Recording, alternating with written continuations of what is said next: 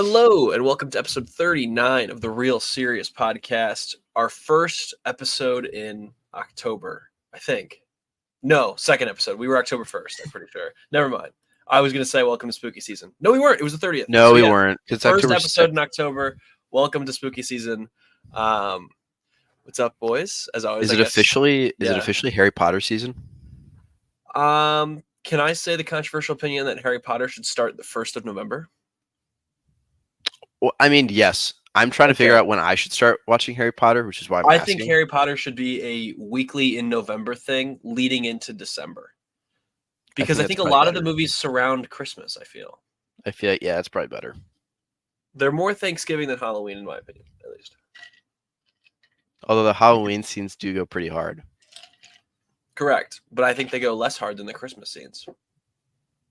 So. Perhaps. That's just my... I guess we'll find out this year if that's the way I want to do it, then that's the way we'll do it.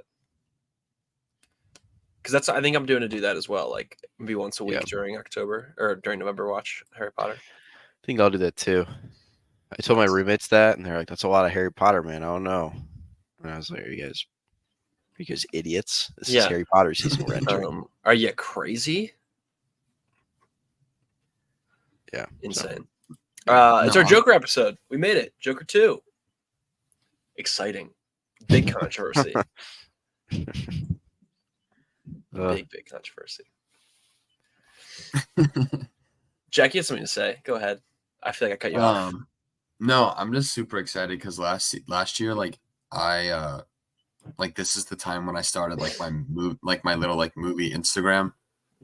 Oh, so around this time last year, I made that, but it was I don't know, I made that because I was watching more and more horror movies, or it was October and I was like, man, I just haven't seen that many horror movies. So I was I started watching them, and then I just I don't know, I think I saw somebody post something on their social media, and I was I don't know, I just want to so I just made my account. But I don't know, I'm excited this year because I still feel like there's so many horror movies I haven't seen. So super excited to hopefully get to some of those this month. Yeah, no, I'm actually with you. I was thinking of doing a rewatch of some of the horror icons' first movies. So Halloween, Nightmare on 1, Friday 13th, Chucky. Kind of just knock some of those out. I haven't seen in a while. I might watch some of those,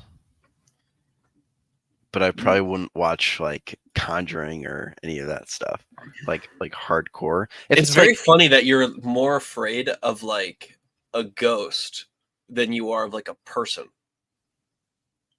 Well, I never noticed that. I'm kind of with they him make on the that, ghost though. super scary. Yeah, but the ghost is not real at all. But, a dude is real. I think it's based on real events. I'm pretty sure that Ed and Lorraine Warren were proven to be kind of hoax people. So I'm sitting here thinking, was Ed? I'm looking it up. I'm kind of with Charlie on that, though. I think that I think the ones with the serial killers and stuff, sure, it's I mean, depending on the extent of how creepy the serial killer is. But I think the demonic stuff is kind of what freaks me out a little bit more. So you don't like Freddy Krueger at all? Me? Yeah, because I haven't seen. I haven't seen. What is you ever seen Nightmare? No. Ooh. I haven't seen Halloween. Literally, all the ones you listed, I've seen. Dude, Halloween is the best. I know. I tried to get to it last time. I started working on some of the. I got into Scream 3. Oh yeah. We're talking some Scream in a little bit, actually. Some news. Yeah. So. And while we're recording this, it is the London Jets Minnesota game. So. What? We'll give some updates, I guess, since no one really has NFL Network though to watch this game. So. I don't know. Let me drop a nasty parlay really quick. There you go. All right. Oh, last thing I was going to ask. I guess talk about. We talk about every week. The Indiana Hoosiers are now the first bowl eligible team in the nation, which is an insane stat. First time that they are 6-0. since 1967. Just crazy things that they're doing. So pretty awesome to be a Hoosier fan. Jack, I'm very jealous that you're there and get to have it like in person every day. The vibes have to be so high. Yeah, no, like I mean, I've never been to the bars to like watch games before this season, just because last year, like, I don't really think anyone. I mean, I'd go to the games, you know, like because all my friends couldn't go to the bars, but like everyone's like super pumped to watch the games this year, which is just we haven't had that since my freshman year. Yeah, And we had that for my freshman year, like 2 games. You know, it was like Iowa and then Cincinnati, but then as soon as we got smashed by both of those teams, it was like no one cared again, you know? So yeah. it's very nice to have people care and to like actually want to watch the game. So it's just been a lot of fun. Dude, so awesome. Good football is always is the best. It's just it's hard to be against. All right, do we want to do what we've been watching this last week? Yeah. Charlie's been watching a lot. I know. I feel like he has. I watched 3 movies. Whoa, new record in the last couple of weeks. And none of them were the movie. None of them were Joker. Sorry. I'm the Joker, baby. I actually watched some pretty interesting ones this week. Oh, okay. So I was on the flight, and one of the options, like movies to watch, was Pride and Prejudice. Nice. And I didn't know it was a romance. Figured it out pretty quick and thought about turning it off because I was like, I don't really feel like a romance, but I kept watching. Give it 4 stars. Like a romance is very funny. Huh? I love the way you said that. I don't feel like a romance is just very funny to me. Yeah. Well, yeah, very odd movie to watch on a flight, I feel like, but I enjoyed it. I didn't really understand a lot of the dialogue because it's like super old, like what do you even call it? Traditional English. Thou shalt not love. Yes, Shakespeare. Yeah. Hearts. Yes, It's like somewhere between Shakespeare and English. That's to break it my heart. Modern English. But I gave it 4 stars. Then I watched 3:10 to Yuma with my mom. Good movie. It was really good. Yeah. It's Jack, do you know what 3:10 to Yuma is? Yes, it's the Russell. I mean, I haven't seen it, but it's the Russell Crowe movie. Yeah. Yeah, it's a Western with Christian Bale, Russell Crowe. Christian Bale and Russell Crowe. And Logan Lerman was in it. Who else is in it? Ben Foster. Ben Foster good in that movie. The cast is like absurd, but very good movie. Give it 4 stars. And then I watched War Games, which I had started. Oh yeah. I had started it earlier last week and then just never finished it because I was going to work the next morning. But I finished it with my family as well. And I gave that 3 stars. That's a good movie. Yeah. That's another 3-star banger movie. Yeah. Oh my gosh. My teacher showed that movie in class. He showed like a clip from class. From really? Yeah. That's such a random class movie to show. I have it's accounting information systems. Oh, okay. So he loves like information. He's like, oh, you guys gotta watch this movie. This movie rocks. You just gotta watch it. Yeah, it is pretty good. It's a pretty good movie. No. That's funny. But yeah, that's all I got. And then we started The Fugitive last night. Oh, dude, The Fugitive rocks. Mm-hmm. Yeah. Dude, you got some bangers in there. I'm not gonna lie. That's a great list you have. Yeah, The Fugitive's a banger. That's the one with Harrison Ford, right? And Tommy Lee Jones. Tommy Lee Jones. Yeah. Dude, Tommy Lee Jones plays the exact same character in every movie. Every single one. I know that we say that about Dwayne The Rock Johnson. Hang on. Tommy Lee Jones in Batman Forever is very different than Tommy Lee Jones everywhere else. I haven't seen him in that. He plays Two-Face and is like very crazy. Yeah, he's pretty good at it. I think I've seen enough of Tommy Lee Jones to like say he plays the same person. But from what I've seen, like a gruff cop in all of them. Yeah, well, because he's like been Men in Black since he was 25. Yeah, Men in Black, Double Jeopardy, The Fugitive. Yeah. Anyway, that's what I watched.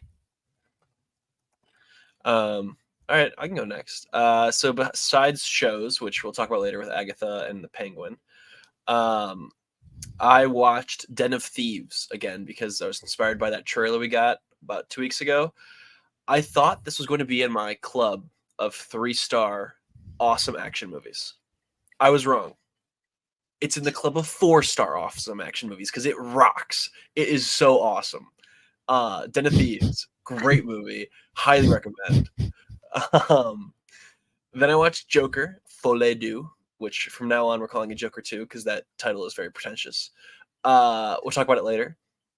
And then I'm starting to watch some Keanu movies because I want to see some more Keanu Reeves movies. So I watched 1996's Chain Reaction with Morgan Freeman and Keanu Reeves about them making clean energy. I gave it 2.5 stars. Morgan Freeman in this movie, in every scene he is in, is carrying a cigar that is never lit. It's never cut, but he acts like it is lit and he's using it. And I just love watching that the whole time. It was pretty awesome. So yeah, that was my week of movies. Yeah, So, I think I'm my list is pretty short this week. I got Joker, and then I watched the Penguin episode. Oh and yeah, then great I episode. watched 2 episodes of Sopranos with my roommate. But So you watched that's 3 what episodes happened of this week. Penguin, is what I'm hearing. Basically, yeah. No, it's funny to see like the similarities. I mean, it's just mob shows, so obviously there's going to be a lot going on in the Penguin. Sopranos is a little slow right now, but I like it. Sweet. All Yeah. right, let's get into some news. I ordered this on like it gets more interesting, I feel, as we go along. So that's my at least thought on it. All right. Oh wait, no, hang on, I gotta reorder something. All right, there we go. All right, number 1, Voltron. Voltron was before our time, but they're making a movie, and it's going to star newcomer Daniel Quinn Toy. He was Tom Holland's understudy for West End's when he did that Romeo and Juliet production on in the West End. So now they're making Voltron movie, which I know very little about Voltron except for I think it's similar to Power Rangers? Yeah, I was Power literally Rangers. about to ask, is that the thing that Because looks they like come Power together. Rangers? Yeah, they like and they make the big Voltron bot. I think they're called like GoBots or something. So yeah, Voltron. I know very little about it, but sure, why not? There's a Lego set for Voltron. There is, and it looks cool. So that is the extent of my knowledge on Voltron. Yeah, I wanted to say it, but I didn't think we would really have a lot on it. So, all right, Rugrats. Did you guys ever watch Rugrats? I did a little bit in the mornings before school because it would be on when Nick in the morning used to be like Nick at night, and it would switch over at like 8 a.m. Yep. And they usually do like Full House and then go to like a cartoon and then Nick shows. So it'd usually be like SpongeBob or Rugrats. So that was my extent of Rugrats. Well, they're doing a new live action movie where apparently everyone is live action except for the Rugrats, who are going to be CGI babies. No, thank you. That is insane. Why? I thought you were going to say they're animated. Like everything's live action except for the Rugrats who are animated. And I thought that would have been kind of Oh, do it like Roger Rabbit or like... Yeah. Yeah, I think that would have been more interesting, I guess, at least. I guess at least. You know what I think would have been cool is if it was all live action, but when it was from the point of view of the babies saw it in the cartoon. Like that was their perspective on it. And like they saw each other as like the cartoon. I feel like that would get confusing very fast. Not really. When it's a cartoon, it's from the baby's perspective. When it's from not a cartoon, it's from the adults. And like that's how like the adults see the world compared to kids who like see it with the wonder and joy of a cartoon. I suppose. But no, they're going to make some CGI monstrosities that are these babies. So they should hang with the dwarves. Yeah, they should. They should hang out with the dwarves. They're gonna leak them just to get the audience feedback and then change them entirely. Oh yeah. They're probably gonna have to Sonic this whole thing, so Yeah. which is just crazy. Also, SNL's Mikey Day is co-writing the script. I like Mikey Day in SNL. I don't know, dude. So we'll see. Phineas and Ferb, something from our time, is Phineas. Phineas and Ferb is getting rebooted with 2 more seasons coming, I think, earlier next year, coming to Disney Plus. Got our first look at it, and it seems like Phineas and Ferb are going to school. So summer ended. Summer is over, and they're going to school. Which honestly, if you're going to reboot the show and you want to take it in a different direction, that's a pretty good idea. I won't lie. Didn't they like grow up and like they Yeah, were like the last episode they were like adults, I thought. okay or like older at least? Yeah, I like to see them with like grown up money, you know, like they're making their own Like, money. It's like yeah, imagine do the what they type of want. crazy stuff they can make when they're actually making money, you know? They're architects. Like Yeah. I don't know. I mean, That's these their guys career. are just absurd. I always liked the dad on this show. I always thought he was funny, like the British father. I don't remember Did the you- dad as much. I liked the dad, and I liked Yeah. Buford, the big bully guy. He was always Yeah. funny. What is But it, that's Baljeet? Baljeet, Buford, Candace, Fiona. Yeah. No, Fiona, not. Was it Fiona? Vanessa. No. Who's the Stella? What was her name? Stella. The girl that liked Phineas. Oh, Isabella. Yes. How did weren't they like the Fireside Troop or something? Yeah. Yeah, Boy, Disney's really scraping the bottom of the barrel yeah, they are. They're on these rebooting old it. shows. Phineas and Did, Ferb. did the Wizards ever come out?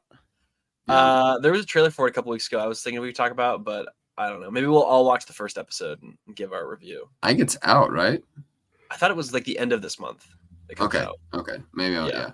That makes sense. So, yeah, that's Phineas and Ferb. I don't know, nothing really else there besides it's coming back. A dude that I've met, well, not really. I walked by him and I looked him in the eye. Jonathan Majors, Magazine Dreams, his movie that was supposed to be his big Oscar movie, was pulled by Disney. It was supposed to come out last Christmas because of all the allegations and everything that happened. And so it was kind of in limbo where that movie was going to be. And then it got picked up. So it got picked up by Bear Cliff, some production company, and they're going to release it in theaters early next year. So they're the same company who is distributing The Apprentice, which is the Donald Trump movie coming out. And so it seems like they're just in the business of releasing controversial movies, which honestly, Yeah. if that's your thing, that's your thing. Not a bad way to go. Yeah, I guess so. Really get people talking about it. I feel like, I don't know. I feel like I would like to see this movie because I heard it's very, very good. But I don't know. I'll have to see. I feel like it's be very limited theaters, so I don't even know if I'll like be able to get it near me or even near any of us. Besides maybe Charles because he's in a major city. So he'll have to go see it and report back. Yeah. Yeah, I am. Yeah. Yes. This guy rocks.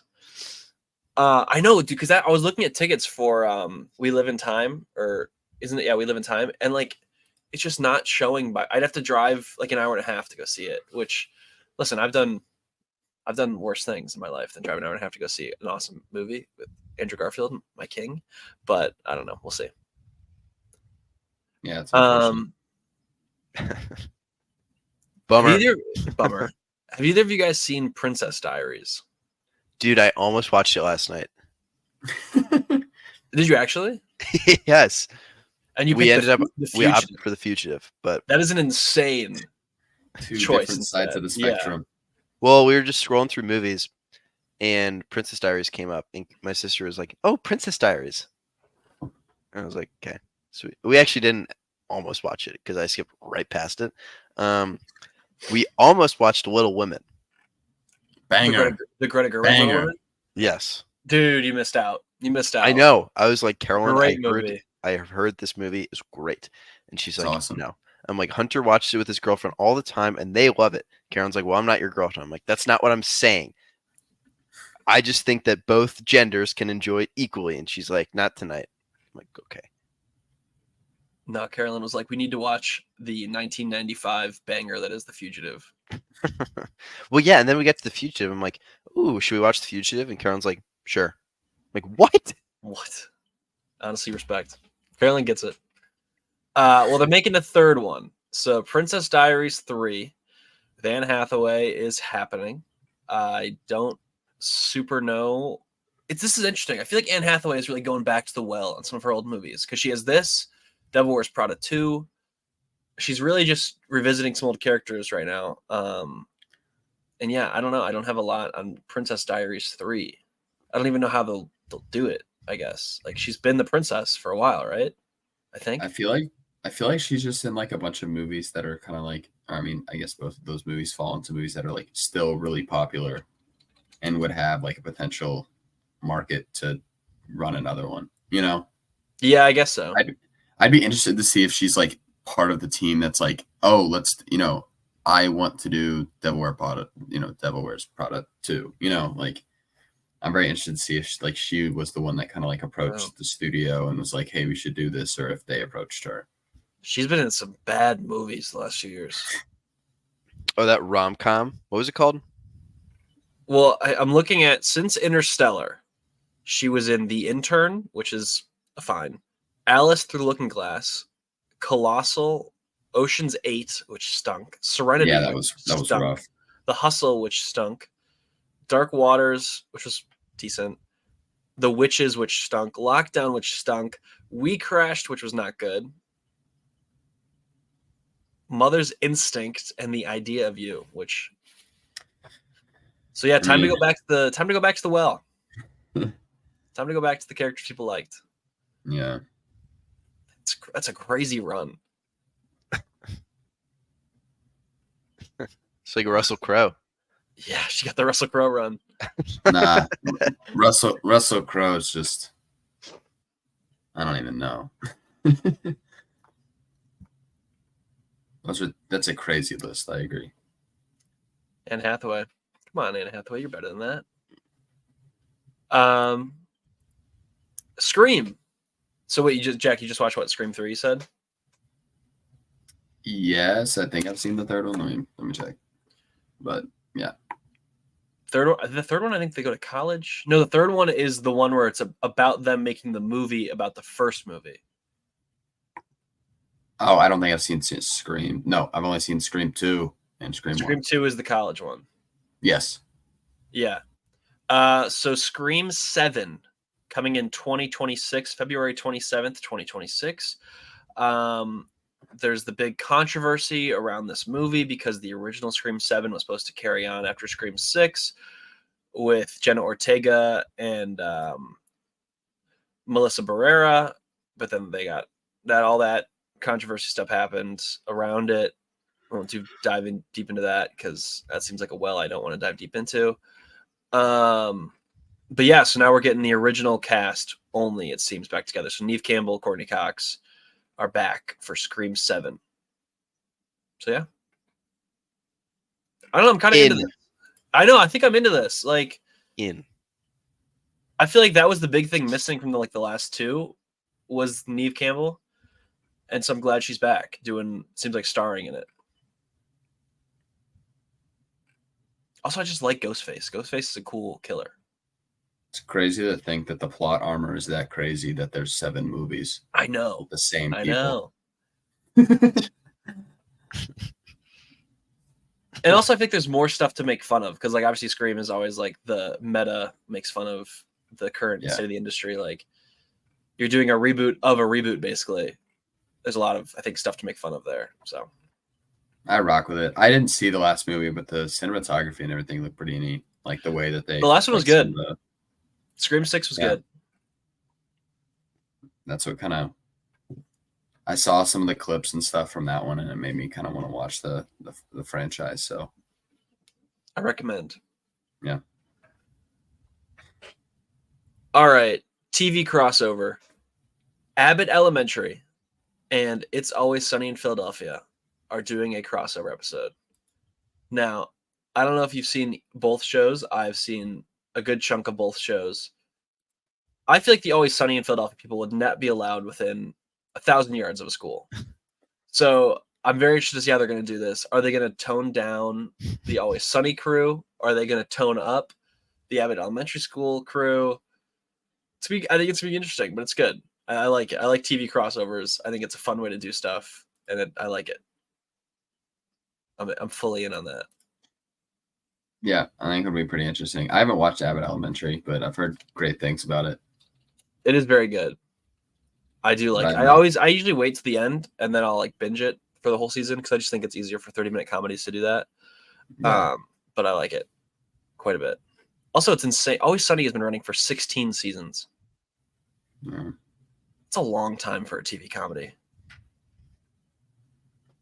Hilarious. And they're all stuff. good too. They're all good. Man, it's a great show. I'm a big Charlie Day fan. I think he's just like, I think he's pretty underrated. I agree. And I feel like he's not in a ton of stuff except for Yeah. Luigi, obviously. Yeah. Also, he had a good. Oh wait, never mind. Okay, never mind. What? He had a rom-com. It was like I Want You Back.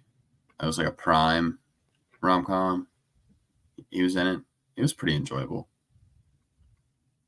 Wasn't like the greatest thing I've ever seen, but I was like, I mess with, a Charlie Day rom-com. Oh yeah, I Want You Back from 2022. Looking at it right now. Yeah. Yeah. I know. I feel like a lot of those, like the Always Sunny crew, doesn't do a whole lot outside of It's Always Sunny. I don't know if you guys saw this, but when people were like fan casting for the Fantastic Four, They literally just threw the It's Always Sunny cast. Yeah, go the whole cast, please. Like they had Danny DeVito is the Thing, It was so funny. They really Like, wanted Glenn Howerton. I saw that as Yeah. Reed, which honestly would not have been bad. I think. Yeah, I think They're there could pretty have been good. worse choices. Yeah. So that was the Always Sunny news. And then going into the bigger pieces of news, Spider-Man Noir has started to film. We got our first look at Nicolas Cage on set as a version of Peter Parker, I think, based on how I remember Spider-Man Noir. I haven't done a lot of Spider-Man Noir reading in the last years of my life. But it looks decent, I guess. I mean, he's just dressed like he's in the 1930s. And Brendan Gleeson's in the cast, so Joker 2 connection right there. And I don't know, it looks so far so good, I guess. It's just insane to me that this is the first live action Spider-Man TV show and it's Spider-Man Noir with Nick Cage. Like, that is an insane sentence out loud. That was not on my Spider-Man bingo card. No, not at all. I could not be more pumped for this show, though. Like, genuinely, like, Spider-Man Noir was my favorite Spider-Man from, Into the Spider-Verse. And then, like, Across the Spider-Verse, it was like, Spider-Man Noir is not going to be in it. And I was like, bro. And then he showed up at the end, and I was ready to, like, run through, like, the wall of my theater. I was just so pumped. And then they announced that the show is coming out. So, plus it's Nick Cage, like, Nick Cage has had a nice little resurgence over the past couple of years. It's been Yes, he beautiful has. to see. With a great movie such as Long Legs. God. Oh, no. I'm tired of hearing about Long Legs. I Not didn't even good. watch it. I'm just tired of hearing about it. Not good. I don't think you would like it, Charlie. It's a little. You might be a little too scared, bro. Really? It's a little, yeah. Probably. Oh, no. I have to report. Breaking news. Sam Darnold off the field. Nick Mullins is now the quarterback for the Vikings. Oh, dear. He got his ribs. Oh, wait, nope. Sam Darnold's back. I like to report. Oh, I would like to rectify my report. Sam Darnold is back. oh. Whew. I Okay, have, we're good. I We're have, good. I have Justin Jefferson. So, you gave me a heart attack for a second. We're back. All right. I'm trying to figure out how I want to end it. Let's do Glenn Powell, my king, my bestie, my boy.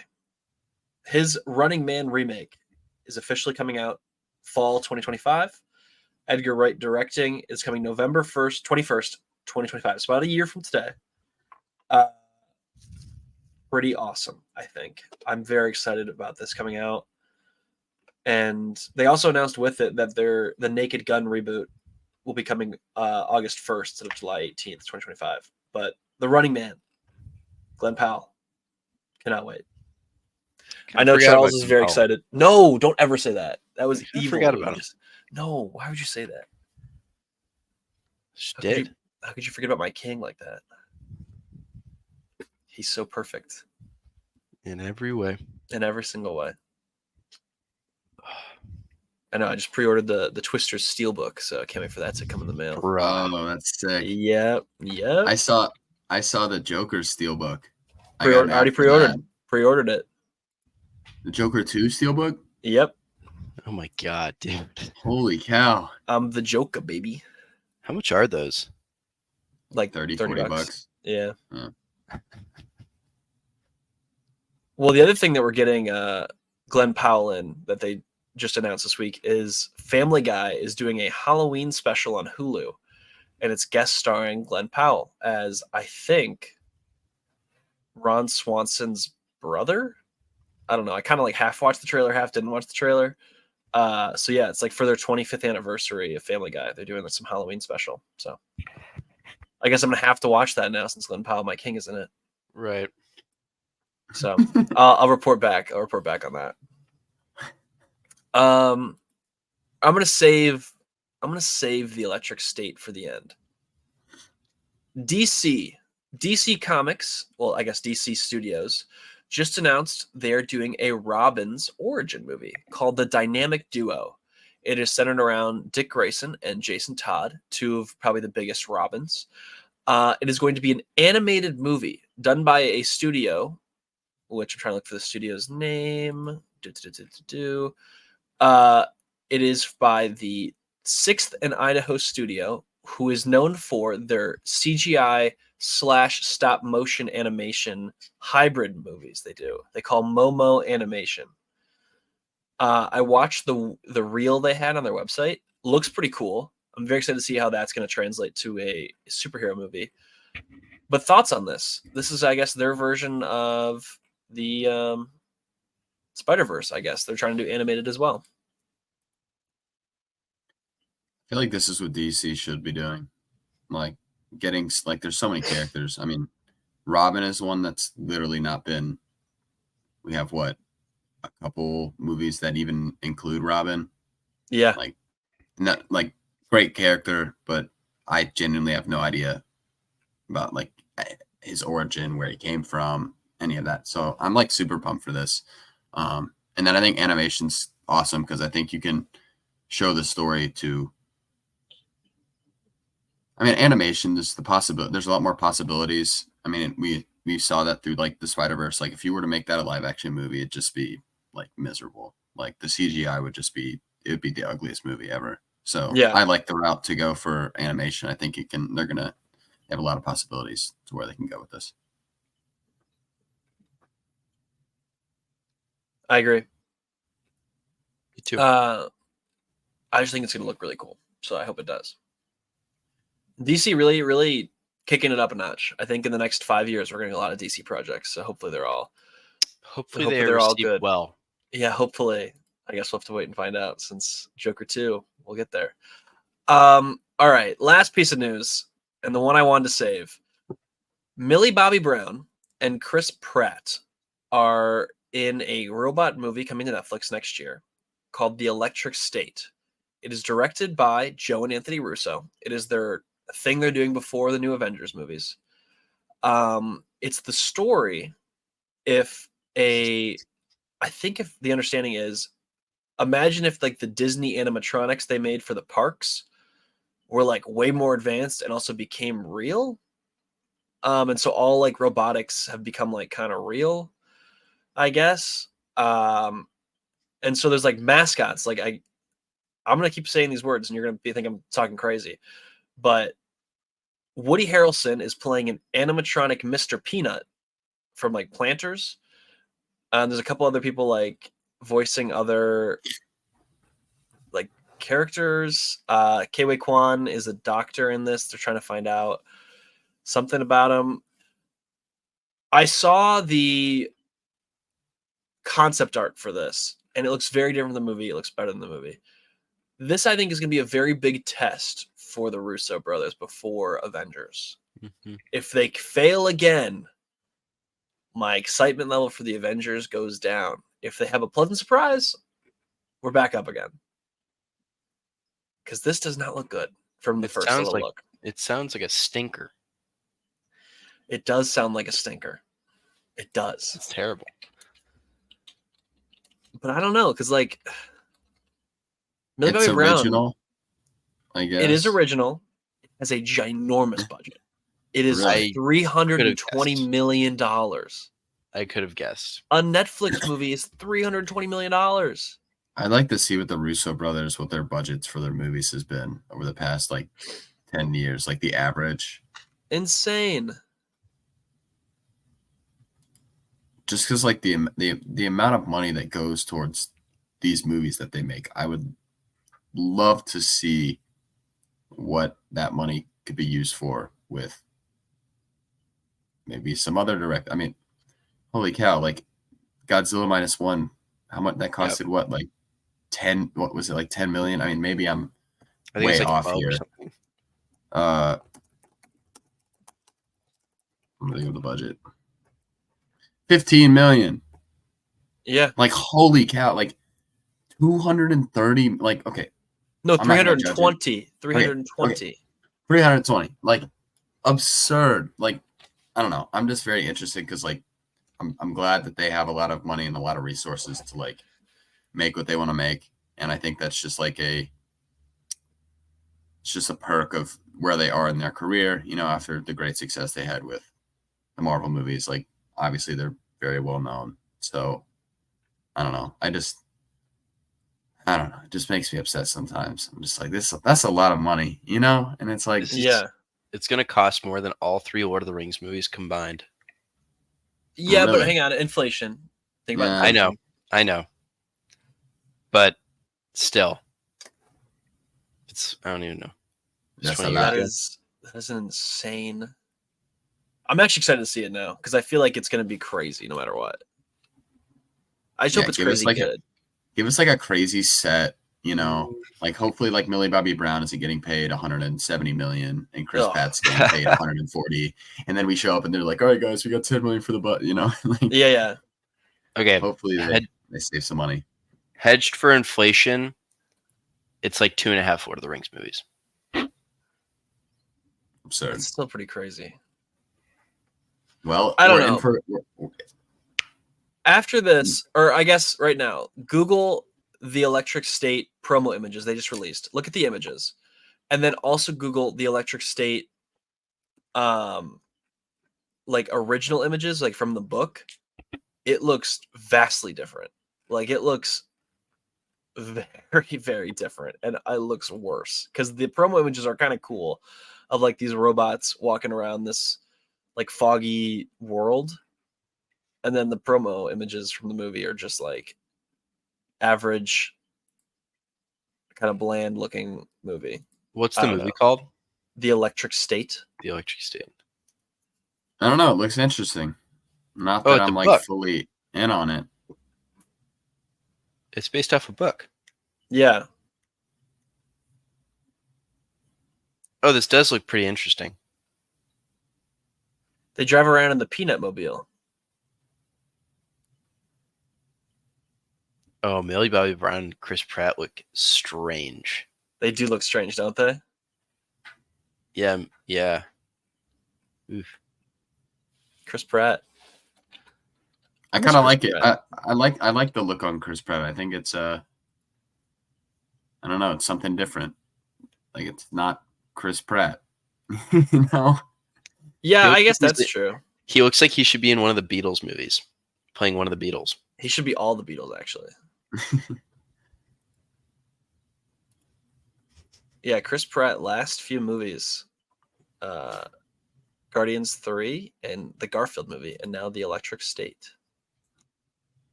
I think they have a chance to like. I'm interested to see if they sign on for like a cinematographer or, you know what I'm saying? Because I feel like a movie with that budget, like I remember what was it? The Creator. Yeah, the creator had way less budget. I mean, I'm not saying that's the vibes I'm getting, but like especially with all the robots and then kind of like this wasteland, kind of like rundown Earth. Well, the other thing too with this is that it's written by Marcus and McFeely, who is also, I think, writing the new Avengers movie as well. So like the writing, like this is a big tell for what this Avengers movie we're getting is going to be like. Sure. So we'll see. I don't know. It is the cinematographer on this movie is Stephen F. Winden, who also was a cinematographer on Fast X, The Gray Man, F9, The Fast Saga, and Sonic the Hedgehog. Other options are Furious 7, Star Trek Beyond, and Furious 6. So, big Fast and Furious guy. He's just like me, for real. All right. That's it for news. Nice. Let's get into some trailers. Let's start with the smallest trailer of them all. Companion, releasing in 2025, starring Jack Quaid, Rupert Friend, and Sophie Thatcher. Coming also in January. Another January release. This January will be packed. Looks pretty crazy. Yeah. Looks fucking crazy. Yeah, it looks pretty fucking weird. Is she like a robot? Was that the vibe for that she's a robot? No? That's not what I got. Oh, okay. So I was yeah. I thought the end with her hand over it, she was like melting. So that's what I was thinking. Maybe. I don't know. Maybe. I didn't know what to think from this trailer, but I'm like super excited because like Jack Quaid, I feel like it's literally just like it's the boys, Oppenheimer, Spider-Man into the Spider-Verse or across the Spider-Verse, and then now there's this, you know. Yeah. So I'm kind of excited to see Hunger Games. Well, yeah, but like, can he be more than Jack Quaid from The Boys? Can he be more than Huey? You know. So I'm kind of excited to see him kind of establish himself or not establish himself. It looks pretty good. I'm not gonna lie. I was very pleasantly surprised by this trailer. Yeah, I didn't think I'd care at all. And then by the end, I'm like, that looks like something that the Bloomington, the AMC will probably not have in their theaters. Probably will not be able to watch it. I'm interested in watching it. Dude, I don't know. You might actually get the IU Cinema. IU Cinema might get this. Yeah, they could. This looked pretty decent. I'm not gonna lie. I'm pretty excited about it. I also agree with you about Jack Quaid. I feel like this is a great role for Jack Quaid that brings him out of like I'm just the fun boyfriend. Like I think this is a good role for him to kind of be like, I'm actually a little bit of a creeper. So yeah, we'll see. But Companion, he's all big surprise. He's also been like very open about like he's like, yeah, like I'm a nepo baby. Like I've had so many opportunities that so many like. I mean, not to say that everyone needs to be open about it, but it's like very much like I had so many more opportunities and so many other more people, like so many people because of who my parents are, and I feel like it'd be stupid. He's like, it'd be stupid of me like not to recognize that. So I feel like he's a pretty humble guy. So he's very easy to root for. He is, yeah. I completely agree with everything you just said. So real quick, because I'm thinking about it while we're talking about it. So January 10th, 2025, Den of Thieves 2 and Companion, same day. That's going to be a great podcast for us. Den of Companions 2? Den of Companions 2, Pantera. I didn't see it released online, so we didn't talk about it. But Jack, since you saw Joker, did they play the trailer for Flight Risk before the movie? Which is the new Mark Wahlberg movie where he's like on the plane. I saw that I think I saw it for that looks bad. That looks real bad. I think I saw it for the Megalopolis. Okay, because that looks real bad. Oh my gosh, dude. Mark Wahlberg. may I was have reached shocked. a new low. I Yeah. don't know, bro. I was very shocked by that. Did you guys ever see Yeah. Arthur the King? No. Big Arthur the King guy right here though. Right here, this guy loves Arthur the King. I was just asking because that's the most recent Mark Wahlberg movie I've seen. I love Mark Wahlberg. I think he's got some funny stuff, but obviously I think he's taken more like family-friendly roles as of recently. But it looks like he's the bad guy though. Yeah, but now there's this. So I don't know what's going on.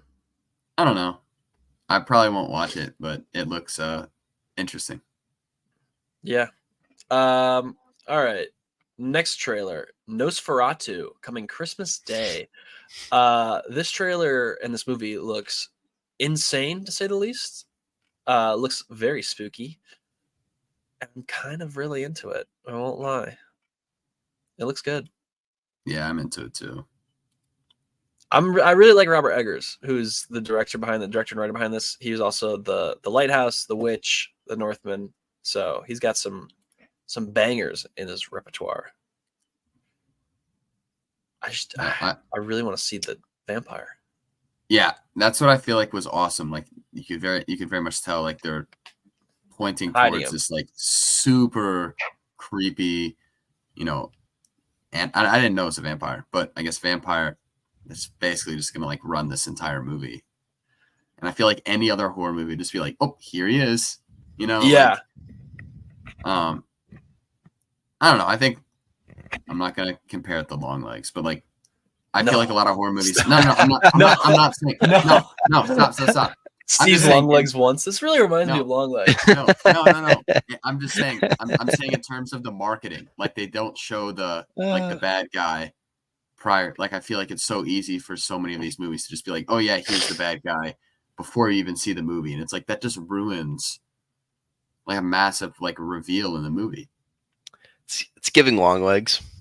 I'm not saying it's giving Long Legs. I'm just saying like I think the marketing team is doing a good job of not showing the villain before it comes out.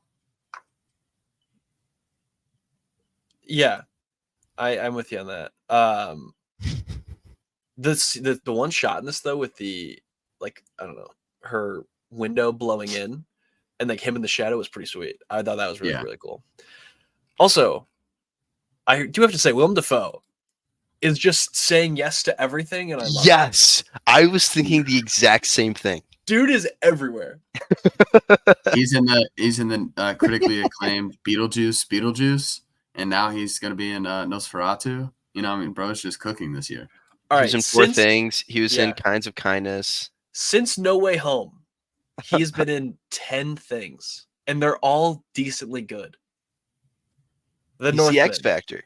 Asteroid City, The Boy and the Heron, Poor Things, Kinds of Kindness, Beetlejuice, Saturday Night, Gonzo Girl. He's going to be in this. Like, dude is everywhere.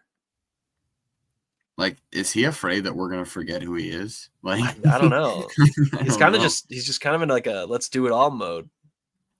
I love it though. I'm honestly so happy to see him just doing a bunch of different stuff. He's saying yes to everything except for Aquaman 2. He said no to that. Good for him. Yeah, honestly, good choice. You're telling me that they killed my mother to protect me? Oh, great movie. Rest in peace, the DC Universe. Last but certainly not least, and one of my new most anticipated movies of the year, Juror Number 2. I'm going to read the synopsis for this first. Family man Justin Kemp, who, while serving as a juror on a high-profile murder trial, finds himself struggling with a serious moral dilemma. One, he could sway the jury verdict, and potentially convict or free the wrong killer. Clint Eastwood, Zoe Deutsch, Nicholas Hoult, and J.K. Simmons star in this. I believe Clint Eastwood is now 90. Let's see. Making this movie. Wait a minute. Which is awesome. What was the movie that he's 94? He's 94 years old. He just made this movie. That rocks. And it looks so good. Yeah, it does look really good. What was the what, Charles? He's really look how little his face is in that. He's so little. Think. It's such a large room. Yeah. What was the movie where he like walks into the house and you can choose between like one or two, like which door, and it's like a killer. It's a new movie coming out. Oh, the Hugh Grant. the Hugh Grant one. Yeah. Okay. I was getting this mixed up with that. What movie is this? I don't even know how to describe it. It's about this like guy who goes into a home and Hugh Heretic. Grant. It's called Heretic. Okay. What made And you think of that? I thought Juror 2 was that movie. No, this is not that movie. This is Yeah. very different. That's what I'm gathering. Yeah. Yeah. Okay. Sorry. This just looks also Zoe Deutsch, who I think is great and everything, is in this. Who I feel like needs to have a big star turn moment because she's been in Zoe awesome movies. Deutsch. Set Such It Up. as Everybody Hair- wants Hair- some. Real Bros Simi Valley. Not okay. Zoe Deutsch? Yeah, because we else? share a good last name. What else is she in? Also, she spells it differently. She does spell different, but I'm gonna pretend like we don't because I'm gonna tell everyone we're cousins. Set It Up is she is Dirty Harper. Grandpa? She isn't Dirty Grandpa. Yes, that is correct. Yeah, it's great pull right there. Well, Of all of her I knew movies. that Eastwood was like working on a new movie, but I didn't realize it was coming out like this soon. It comes out. Yeah, it comes out next month. Nice little surprise. Yeah. So yeah, I'm pretty into this. I think it looks great, and I think we'll have to watch it. Also, Aaron Rodgers has thrown 2 picks. I in was the just last about to 2 say minutes of game something. time. I was just about to say something. Yeah, I have Minnesota's defense. that's pretty awesome, actually. They scored a pick 6. They They did, did? and they have They another did. pick. So, all right, let's get into our reviews. Welcome back to our weekly recap of Agatha All Along, where I'm the only one who watches it, so I can tell everyone else what happened. Episode 3. Episode 3 is a singing episode. This episode, the escape room that they're in, is basically a music studio in the 70s, and they have to sing Witch's Road again to get out from a demon who has possessed them and cursed them. Quite a choice. Aubrey Plaza returns in this episode. She was gone from last episode, but now she's back. And it's pretty clear that she is going to be the big bad. I mean, it's pretty obvious from the jump, but like she's definitely the big bad of the season. There was a moment where Agatha thought the teen boy was her son, not her son. And yeah, not a whole lot else happened. I'm very glad that people seem to be enjoying this show. I just don't. Nothing. It doesn't really move the needle for me. It's just very fine, and that is okay. Sometimes you want some slop television, and I'll take this. This is some slop television for me. You know, one of my friends at school is like a big fan. Or not like a big fan. Like he loves Marvel stuff. I feel like just people our age do. And like he was watching it and he's like, yeah, I mean, I like it. It's like something to watch, you know, and I think he agrees with you in that regard. Like it is what it is, and I'm pretty fine about it. But nothing nothing great. Is it better than that Star Wars show that you had to watch? Yeah, that you can't yeah, remember the name of? definitely better than the Acolyte. I got it now. Okay. Definitely better than the Acolyte, but I think only better than the Acolyte because it's just a little bit planned better. Like clearly there's a plan in the show, and like it's Sure. executing that plan. Where I think the Acolyte felt like a lot of ideas thrown together that didn't really have a through line. So, But yeah, that was Agatha episode 3. Cannot wait to tell you guys about episode 4 next week because I'm sure it'll be another banger for sure. Actually, wait, no, that was episode 4. Yeah, that was episode 4 the whole time. Episode 4 because they did 2 the first week. All right, Penguin 2. Penguin episode 2, Inside Man. Okay, I wasn't able to watch this, so I might remove my Yeah, you should, because headphones. I think we should talk about spoilers because it's been a week already. So, Okay, just give me a holler. okay, I'll wave. I'll do this. I'll wave back. I'll wave you back in. All right, Jack. The show is so awesome. Yeah, The show is so it's awesome. so good. It is so good. All right, how do you want to do this? Do you want to just go beginning to end of the episode, or do you want to talk about it Yeah, generally? let's rock. Just All right, beginning to end. After episode 1, this set up Oz in a pretty scary place, I think, for him. Like, he wasn't Yeah. too nervous, but he was low on the totem pole for who people trust, especially Sophia. Who Sophia trusted, he was low on the totem pole. Yeah. Man, he weaseled his way back in. He weaseled his Yeah. way back in. I do think the best thing about this show is I think very easily they could have made Oz just smarter than everybody else. They could have been like, oh, Mhm. he's just 2 steps ahead. He's always 2 steps ahead. I really don't feel like he is. I feel like he is No. constantly just like making it up as he goes, and he's lucky. That's like I feel like that is a very distinct difference that I think works really Yeah. well. Especially with he was gonna go give the new head of the crime family like those pictures, and then he Mhm. didn't because he was late because of his mother, Yeah. and that ended up working out perfectly for him. It's like he just got lucky. So I think that works. Just I love that. It's so good. Yeah. So good. I think the show's interesting because obviously we're immediately drawn to it because it's part of the Batman universe. But I feel like Yeah. we're at a point where it's like this has nothing to do with Batman. You know, like these characters, like Oz is just like a good character. Like I feel like up to this point he's like well written. Like Sophia's, I like her character. I think you pointed it out on one of the TikToks you made this week, but like the scene where she basically it's like the dinner party. Yeah.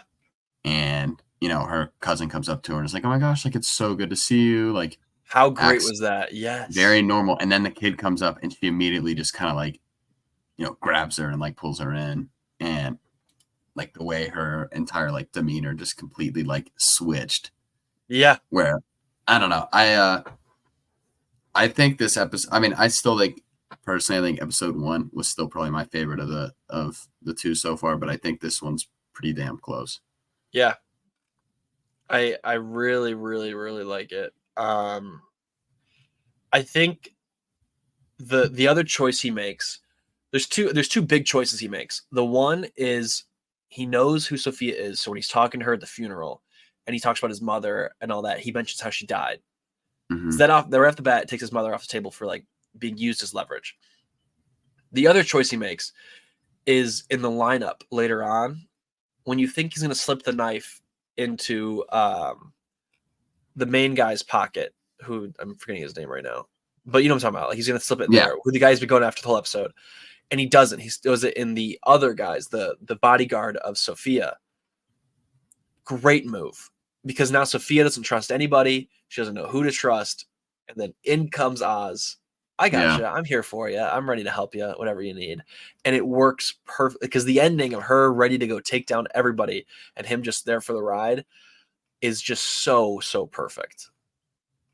Yeah. And I think that's what I'm most excited for, like moving forward, because how he did kill her brother and how he did, work with the, Moretti family, and how this is all going to set up for, I don't know, it's going to get bad by the end of the season. It's going to get bloody. Like, Yep. I mean, everyone's going to find out, but like now it basically is working with Moretti family, but now he's going to work with her, but like not just like work with her. Cause like up until this point, like they'd been like, I guess like friend. I mean, he did work for, the Falcone family, but still it wasn't like he was her right-hand man, Yes. Yeah. So now it's very different.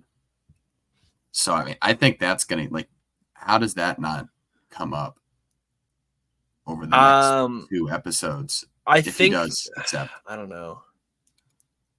I feel as though he's just going to play everybody until they destroy each other is going to be his plan. Is just he'll come in the aftermath and try to do what he's got to do, but I'm waiting for the episode where she finds out. She's got to find out. He's playing both sides.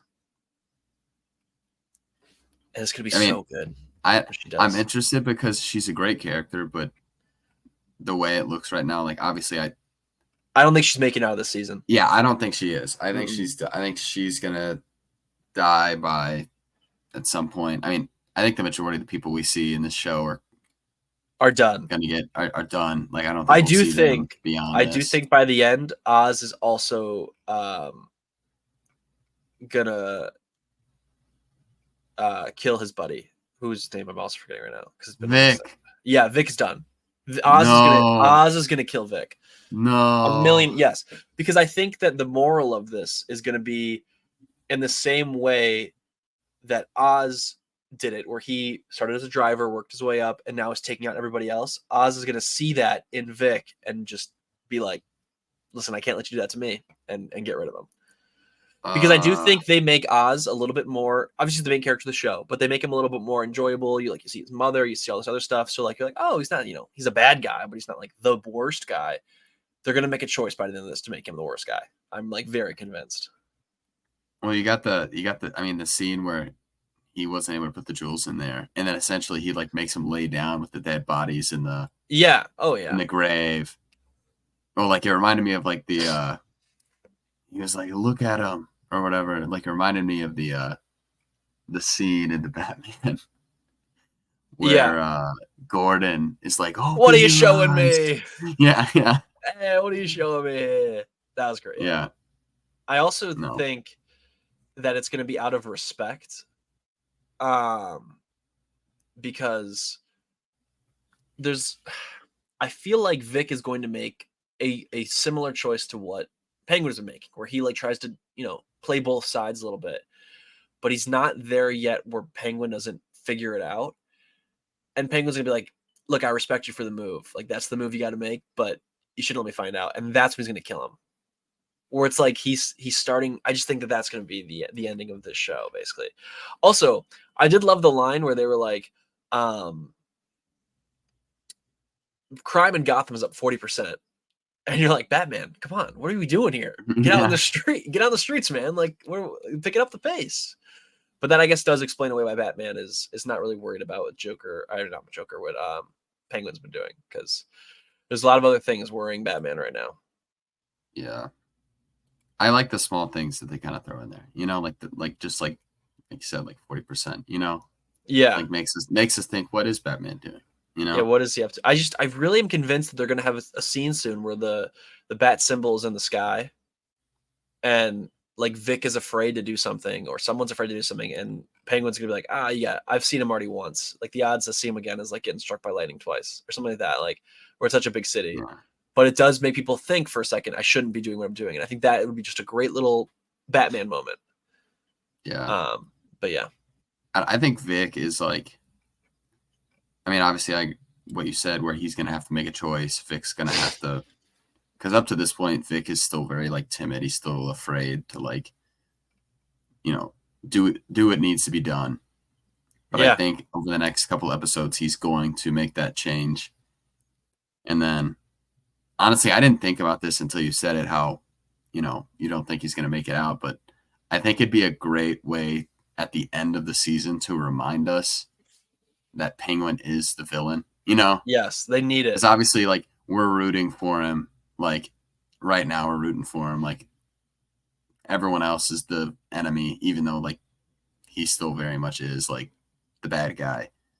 So I think for him to succeed at the end, we all feel like this awesome feeling of like, oh my gosh, like he did it. This is awesome. Like he's on top. But then he kills Vic, and like everyone like grows to love Vic. Like Vic has become this very relatable character. Yep. And then he just kills him, and we're all like, all right, I hate this dude. This dude sucks. So, no, I feel like that would make sense. But yeah, I'm very excited for episode 3 tonight. We'll figure, I think, a little bit more out. So, what time does it come out tonight? 9 p.m. Eastern. Okay. So, who's playing for football tonight? I don't think it's a very good one. At least it was one I'm not super interested in. I think it's the Cowboys Steelers. Yeah, Yucky. I'm not super interested in that one. I think the Steelers are going to dominate. So, all right, My favorite part of the Penguin was when the Penguin said it's penguin in time. it's penguin in time. Any penguin all over the place. Yeah, I like that one. Welcome back, Chuck. Sorry for. Oh crap! Sorry, man. Oh man, you didn't want to hear that. Sorry. It's okay. I was just placing the cheekiest parlays of my career during that. That actually is a great transition to Joker, Jack, that you said that, because Joker 2, we're going to get into it right now, is doing slightly worse than Morbius at the box office. It is doing less than 50% of its original opening weekend. It is doing real bad at the box office. It's got a D cinema score. People do not like this movie. It is going to make not a lot of money. And I cannot wait to talk about it. Oh, Jack, can I pick on you in the audience? Yes. Yes. Thank you. I just had I feel like the reason people aren't going to see this movie is because, like, I think most people wanted to see this movie, and then they found out it was a musical, and then they were kind of like on the fence about it. Now they're kind of like, I don't really know. And then the first reviews for this movie were terrible. Like, I think like almost every single review that I saw that came out for this movie, like within the first couple of viewings, was like, this movie's just not good. It's not great. Yeah. And if you're on the fence, if you're just kind of like, I don't really know if I want to see it or not, like, and everyone says it's bad, like, why would you want to go see that movie? Like, as to where, like, I feel like Morbius, it was kind of like, oh, like, it sucks, but it's like, people are just kind of like, I don't know, it's like Spider-Man, like, whatever. I don't know, my reasoning might be a little flawed. Why is there, it so but bad? What, Joker 2? Yeah. Why is it so All right, bad? let's get into it. All right. Do we want to do no spoiler first?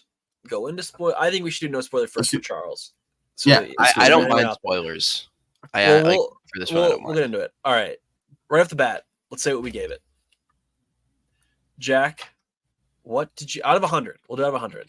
You can say your letterbox as well, but like, what did you give out of 100 just for the graphic that I'm making? Okay, so on Letterboxd, I give it a 2, but I think like out of 100, I'm probably leaning closer to like a 45. Okay. Generous. On Letterboxd,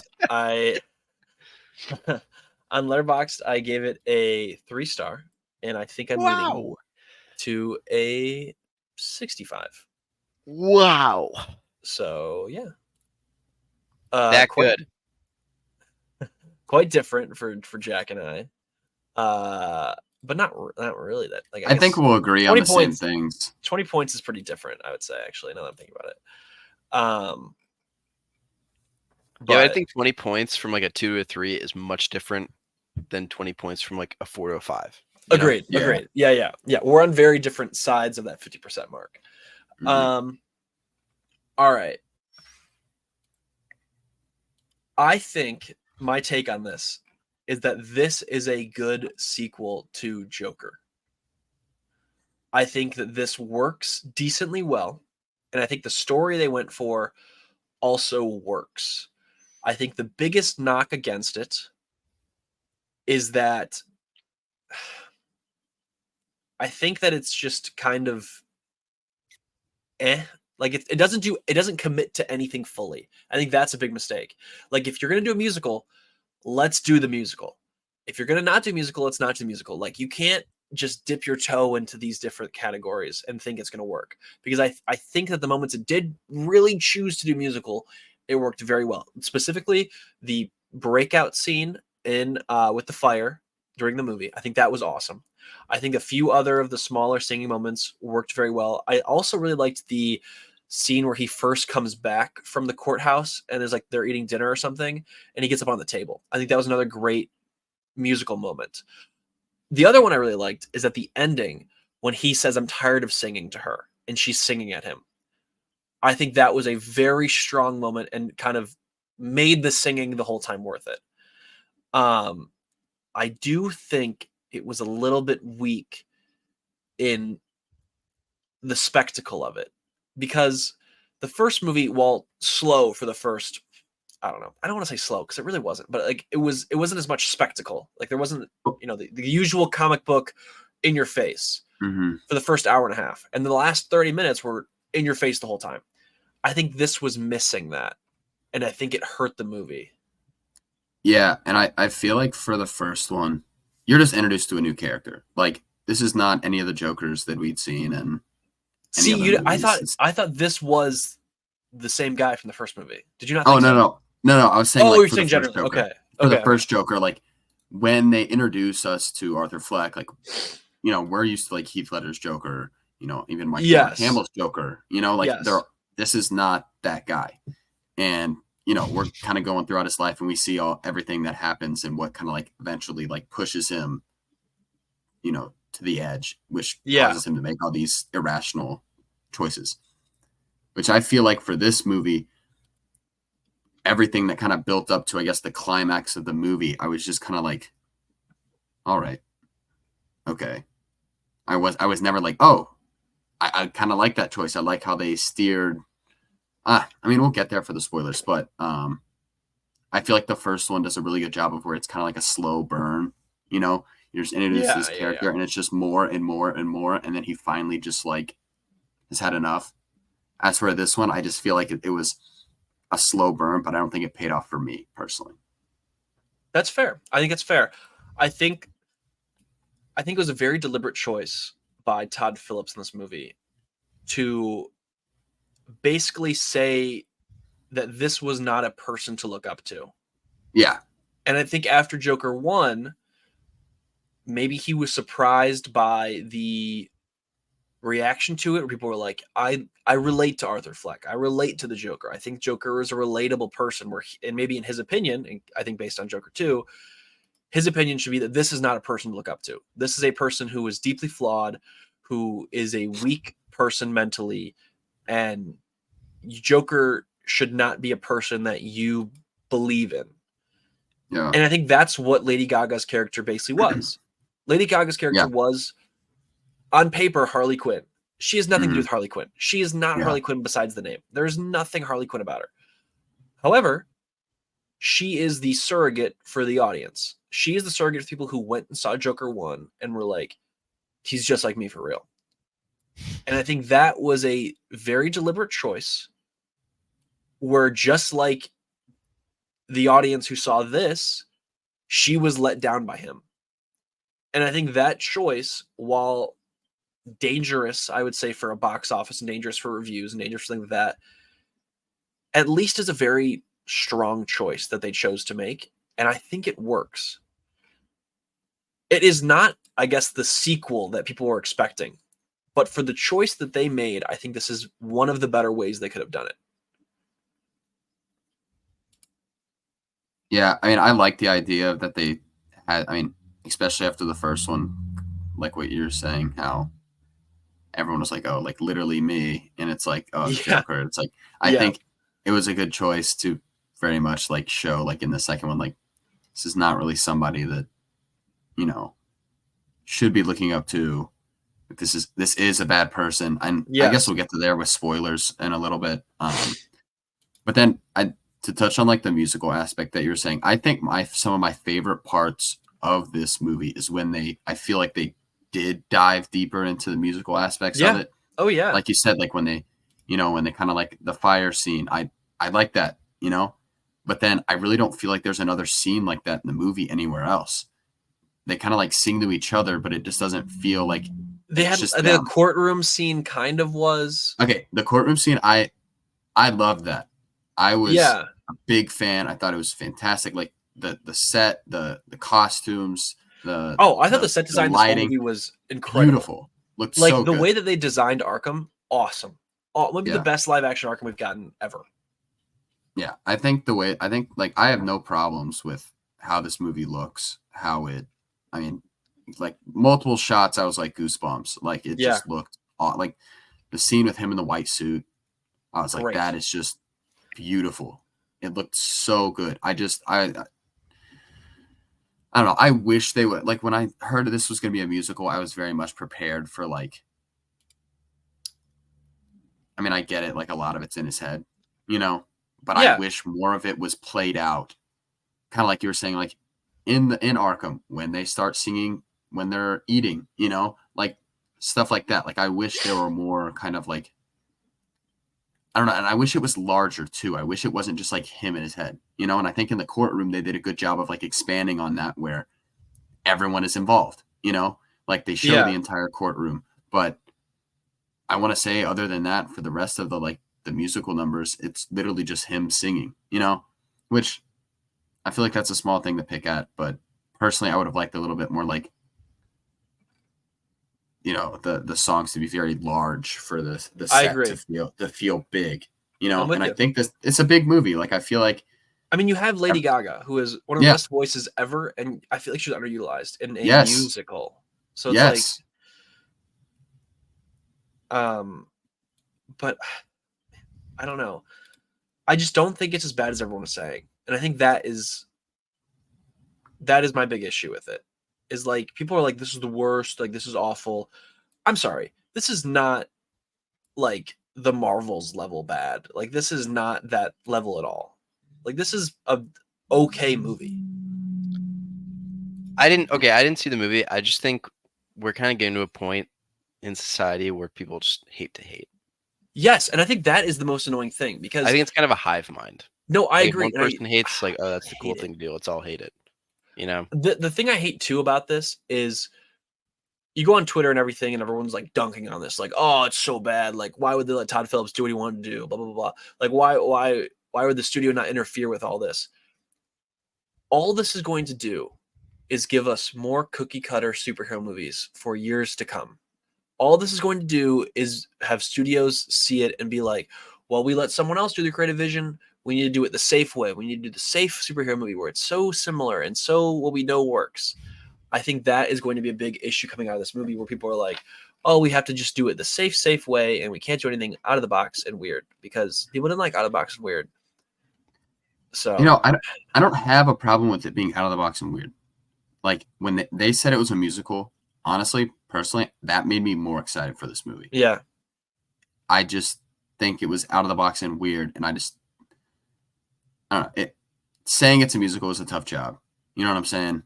Yeah. It's like that. I feel like that makes expectations a lot different. For example, for me, like someone that likes musicals, like that's something I enjoy. But then there's a whole another audience that doesn't like musicals. So it's like, do you want to satisfy the people that really like the musicals, or do you want to satisfy the people that really don't want to see too much music? Which I feel like I found themselves kind of like in the middle of when they made this movie. Yeah. If that makes any sense. No, I get what you're saying. I don't know. I compared this a lot after I left it to Megalopolis, which I think this works a lot better than Megalopolis, but it was back-to-back weeks of very clearly a director's vision in a big budget movie doing exactly what they wanted. And I feel like, especially now, we just don't get that. And I think that this works a lot better than Megalopolis for sure. Yeah. But I just really respected it for that. Like, Todd Phillips could have done the most safe cookie cutter sequel, got his check, and been like, look at me, I made 2 Joker movies. They both grossed a bunch of money. Like, but he chose to do this. Whether you like it or hate it, I feel like that is at least respectable that he chose to do something so different. I just quite liked it. And I don't even think it's like I give it a 65. Like I just liked it quite a bit. I think there's a lot of issues with it. I just liked it a lot more than I think people are giving it credit No, for. I think I get what you're saying. Like we need more people who are willing to go Yes. out on a limb and make things that are not what people view to be like normal. You know, Correct. like Yeah. I mean, I don't remember. Was it Coppola who said like, "Why do you want another Batman movie? You've had like, or Spider-Man, like, why do you want another Spider-Man movie?" He said something like that. Like, you have Yeah. like 1,000. He said that, right? Maybe he Yeah. didn't, but somebody said something like that. And honestly, like, I love that. I love that there's people who want to make, or movies off of like original ideas and things that they want to pursue. Like, I think that's great. I just think these past 2 weeks I think it's done a lot of damage to the movie industry, and not like as a whole, but I think those original ideas, I think for most people who don't, kind of follow movies as much as maybe we do, or maybe some other people do, I think they may feel like there's not as many original ideas that are coming out that are as good as there's been in the past. No, I get what you're saying. And I think we need something, and I love that these are original, and I applaud them for taking those leaps.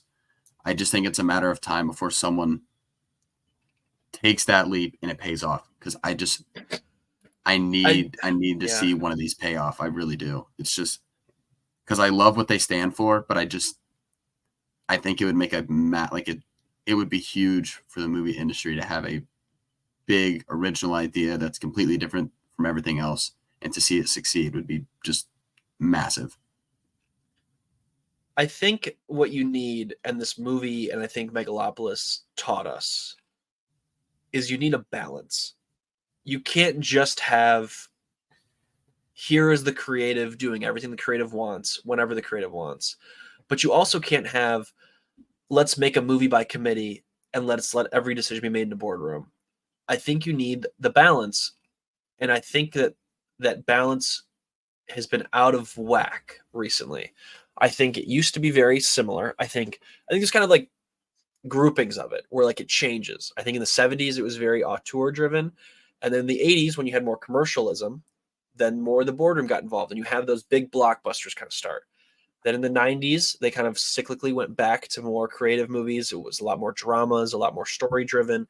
2000s switch back again. 2010, like it's just this cyclical kind of process that I think we're kind of switching back towards the more auteur decisions like that, but they haven't found the balance quite right yet. They haven't found what they need to find quite yet, and this is the result of that. But I respect it, man. I respect the choice to be like, hey, everyone is a big fan of the first one. I think you're wrong for liking it.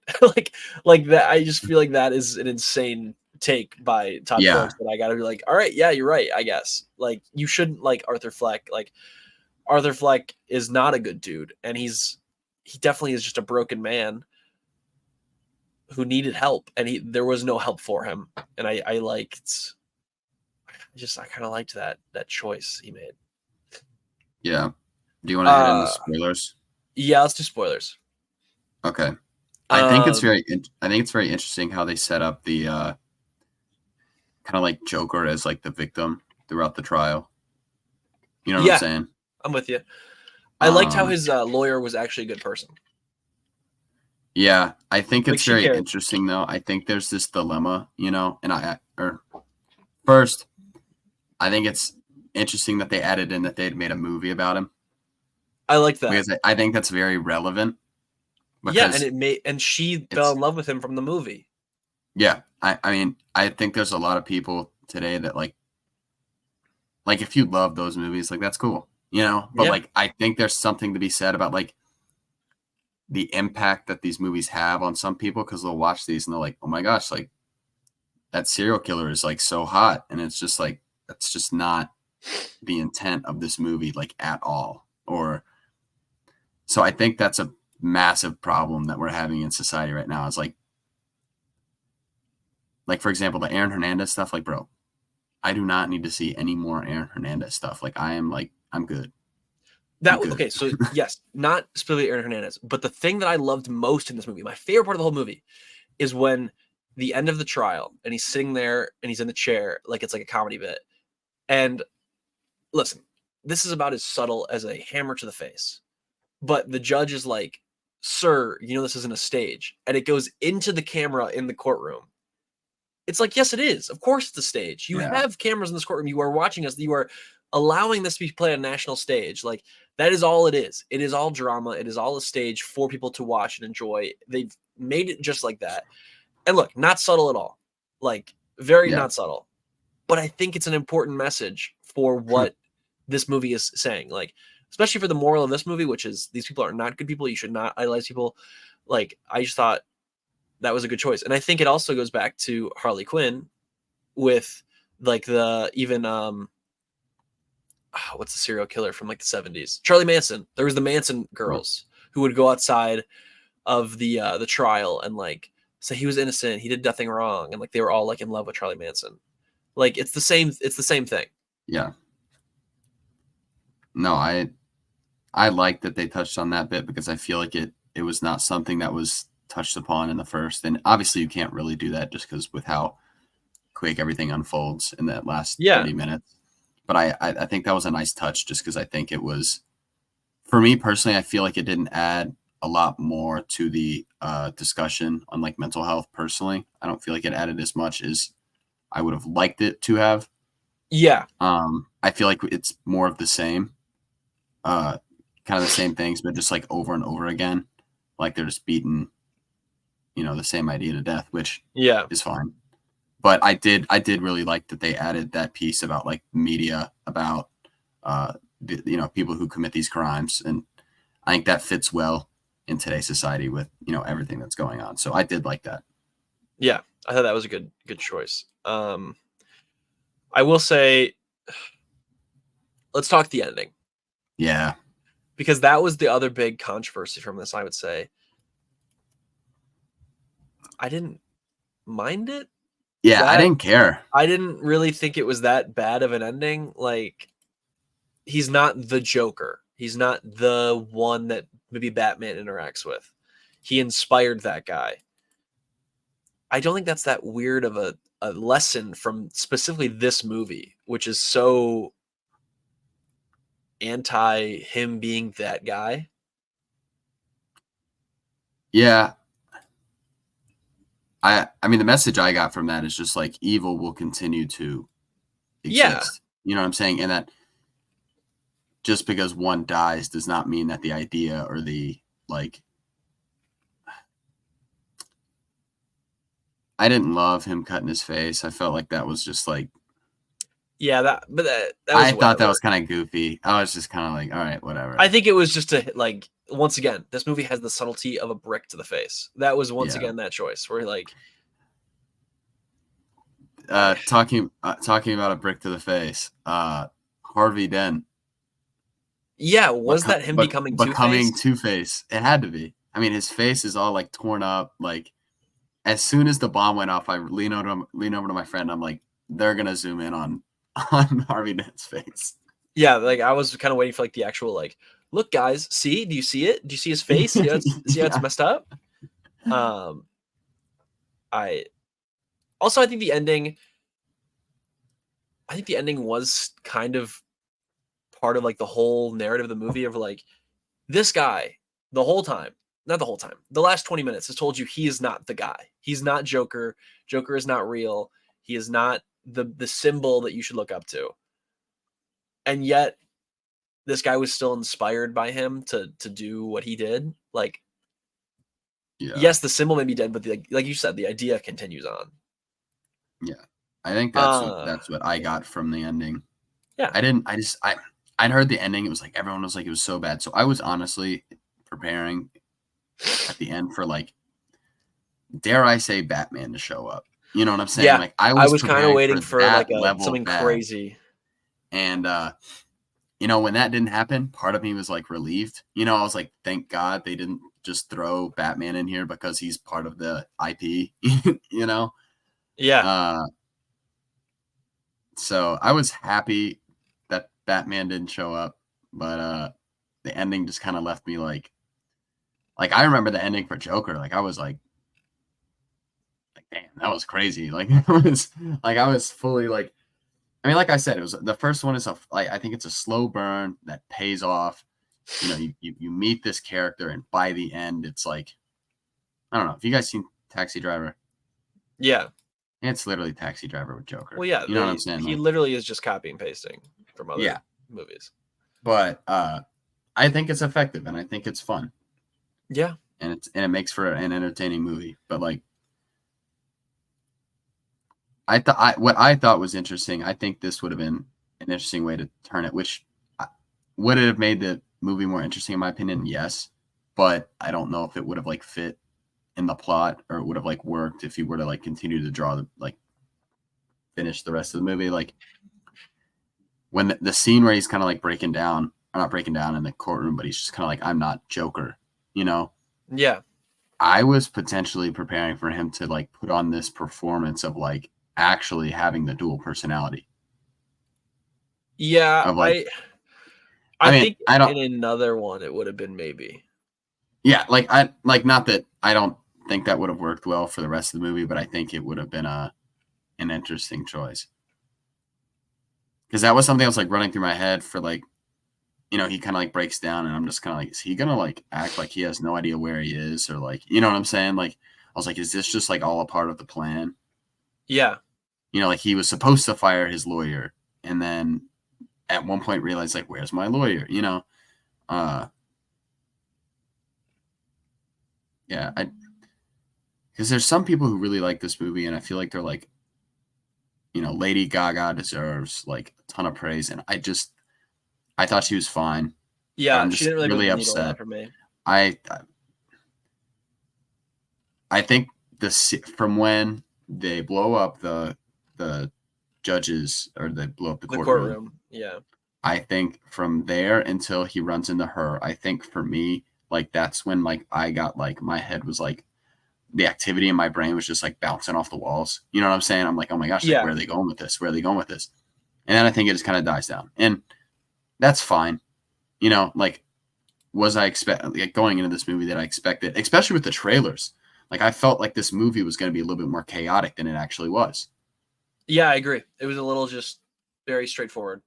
So I think part of my experience with the movie is I think my expectations for this movie, I had like I was really excited for this movie.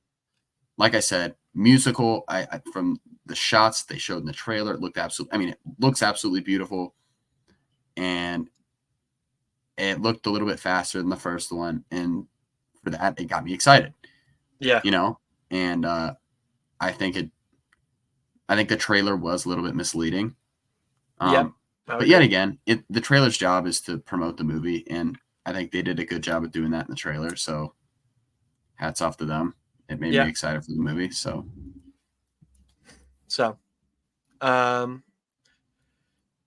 that is that's Joker 2. Joker Folie Deux. Or Joker Folie don't. Folie, get your expectations in check. Yeah, I'm glad we both kind of feel. I think we feel a little more similar. You're just more out on it than I am, but yeah. Oh, also, do you want to say something about your theater experience? Because I had one of my theater experience. Yes. I don't know, man. It's just like, you know, it's the whole Joker stuff. It's just kind of like, leave? you know. No. Oh, No one okay. left. Everyone stayed. First off, shout out to the gentlemen 2 rows ahead of me that were on their phones for almost the entirety of the movie. Should have turned into the Joker. It was miserable. I mean, like dang near like full brightness. Like I could see, like, okay, like look, I get it. Like if you want to take a picture of like the title card, you know, Yeah, like whatever, that is your choice. And like personally, no, don't do that. I'm team don't do that. No, I know, I agree. I'm just saying like I don't like that because it's like just as soon as the movie turns on, just like put your phone down, okay? But it's like at the bare minimum, like if you want to take a picture of the title card, fine, whatever, just put your phone away. You know, like the movie starts, take it, you're done, it's gone. Okay. Yeah. Ideally, would I like it to be gone the entire movie? Yes, but like people have the attention span of a turtle. They do. It's shocking. It's so bad. So this guy takes a picture of the title card and he's putting it on his Be Real. And I'm like, all right, whatever. Like whatever. Well, later in the movie, he's like, you know what? I should probably send my streaks. Dude is taking pictures like of the movie and sending it to his streaks, and then he's on WhatsApp for like half the movie. Like, how old is he? It's like our age. I would have said something. I mean, he's like 2 rows ahead of me. Like, I'm just like, there's another group of people like in front of me. I would have said something. I know. Next time I will. Next time I will. But I was like, bro, like, put your phone away. Like you're in the movies. If you want to go watch Subway Surfers on TikTok, go home. Yeah, there wasn't Like, Family Guy go- beneath the go movie, so home, he was. buddy. It's unreal. And I'm genuinely scared for what happens to movies with this upcoming generation that Yeah. can't watch anything that's longer than 5 minutes. I feel like I have talked to a lot of people who say they don't have the attention span to watch a movie. It's so depressing. Like, how did Does this that happen? have you guys encountered a lot of people that like if you Yes. say you're a big movie person, do a Dude, lot Millie of people Bobby say they're Brown. TV show people? Millie Bobby Brown, who literally is starring in movies, doesn't watch movies because they're too long. Yeah. That's an insane take. We need people I've making encountered movies that way too many people with the same exact sentiment. Oh, I'm a TV show person. I don't have the attention span for movies. TikTok has ruined everybody. and I mean, we're watching literally movies or clips of movies, and people will watch them on TikTok on Yeah. like 2 times speed, but they won't actually sit themselves down on their couch, pick out a movie, and watch it. Yep. Like, Yeah. and obviously, I have no study to prove that this will happen, but I'm like genuinely scared because, like, you know, I'd be lying if I said that my attention span wasn't like. I mean, my attention span's already not great, but like, I Same. love movies, so like, I'm like, you know what? I'm sitting down and I'm devoting this amount of time to this. I'm not going to like get on my phone because that just ruins the entire experience. I'm with you. I know. But the point is, all right. That was the first thing. So those guys were like on their phones and stuff. So there's a guy in the back of the theater, like all dressed up in like Joker outfit. Yeah, he was like all dressed up for it. Oh, you must have been so And- disappointed. Well, no, it was like, so like, you know, there's like points of the movie where like, you know, the scene where he has the book and he's like signing it, you know, Oh, and yeah, it's that was like- great. he like signs it and he's like, oh, like it'll be worth so much when he like, you know, when he Yeah, gets when he dies. fried. Yeah. And then he's like, instead of like saying like, always put a smile on your face, they're like, you know, put on a happy face. It's like, I hope you like, it's just like bad, you know? Yeah. It was just bad. And the guy in the back of the theater literally like starts like cackling. Like I don't know. cackling? Yes. Like Oh, me. That's like Like- scary. Yes. Like I lean next to my friend and I'm just like, bro, what is going on? And like it happened multiple times throughout the movie to where I was kind of like, I'm kind of uncomfortable. That So is- yeah, that was my Whoa. theater experience. That's when I look around the movie and think about my escape route. Yes. I was planning that. He was in the back corner, so I'm like, I have a nice little run down the side, and then the exits that way. Yeah. Do you guys Yeah, think about yeah. that in movies? Do you ever not think about often. an escape? No? Okay, cool. Yeah, me either. I don't know. I just feel like I'm not in like a big city ever seeing a movie, so I never really. I don't know. Maybe I should be doing that more often. I will say my theater experience was not as great either. So for some reason, if I go, there's a theater close to my house. It's like a smaller, like regional chain. If I Yeah. go there, every time I've been there, someone talks during the movie. It happened with Beetlejuice. It happened again with Joker. This woman talked the whole time. And like I would look back and she'd see me look back and she'd be like, oh, she'd do like a face like, oh, I'm sorry. The worst one though, the worst one. Let me tell you. When Lady Gaga sings to him when they're in the glass, you know, like when she's Yeah. telling him she's pregnant and she sings Yeah. like the birds suddenly appear. This woman sang along. This woman sang along to it. My mind was, I didn't even know what, I was like, what? It just boggled my mind that she was singing along. Insane. This is not the Eras Tour movie. No. If you want to and go also, sing like- along, go So home, now I'm go only somewhere going to the else. nicer theater by me because the nicer theater by me, no one ever talks. It's silent the whole time. Here's Yeah. my thought process on this. If you are a movie talker, you know you're a movie talker. You know you're a person who cannot sit through a movie without being like, oh, that's crazy. That's weird. You're a Monday matinee person. You're not a Thursday opening night person. You go when it's 2 p.m. on a Monday, Tuesday, you do not go opening night. Opening night is for people who are quiet. Unbelievable. I was blown away by that. Well, I think it's funny because it's like there's points in the movie where it's like, it'll like something will happen, you'll kind of whisper or like try and communicate with your friend like as quiet as possible. You know what I'm saying? She was full blown talking. Yeah, like I'm not like, oh man, yo, bro, that was crazy. like that's not The me worst during one, the movie. dude. The worst one was when at the explosion at the end, and she was like, "Do you think Harley did that? Do you think Harley did that? I think Harley did that." I was like, "You need to leave. Like, you are the worst kind of person." She almost turned me into the Joker.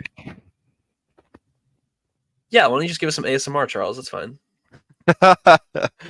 Wouldn't be a podcast episode if I didn't give you some Yeah.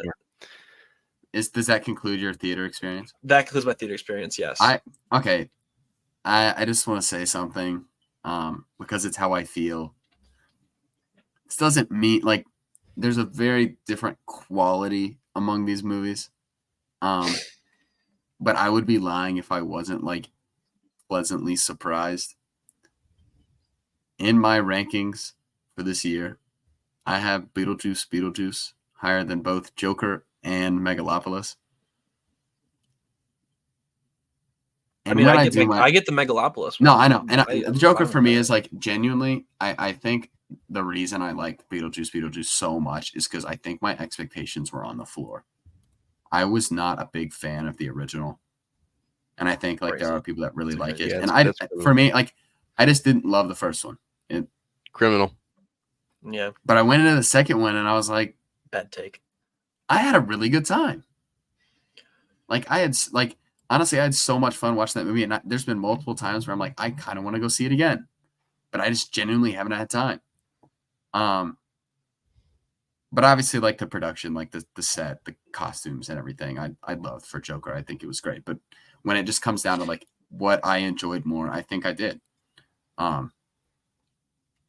And it's might be a crazy take, but He's gone. And he's gone. I'm back. I was just pulling up my where it's at in the year. It's 20. My Joker is 23 for me in the year.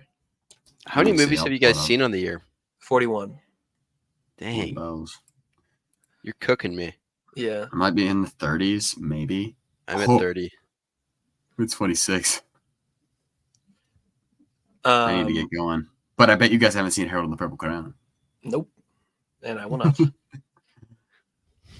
I bet All you guys right. haven't seen Young Woman in the Sea. Nope. But I actually would like to see that actually. All right. That's it. Next week, episode 3 of Penguin, episode 5 of Agatha All Along, and Saturday Night, the SNL movie we'll be talking about next week. I think Charles, though, next week also should try to see Piece by Piece as the local Lego guy. Oh, I'm definitely seeing that. All right, you need to see Piece by Piece and give us a report back on that. But yeah, that's all. That's all I got. Anything else, you guys? Longer pod today, but we talked about it a lot. So We had a good time. all right. Well, for Jack and Charles, I'm Hunter. Hope you enjoy. Be kind to Joker too. Better than people say. Or maybe you hated it and you think we're wrong. And that's perfectly fine as well. But yeah, we'll see you next week. Have a good one.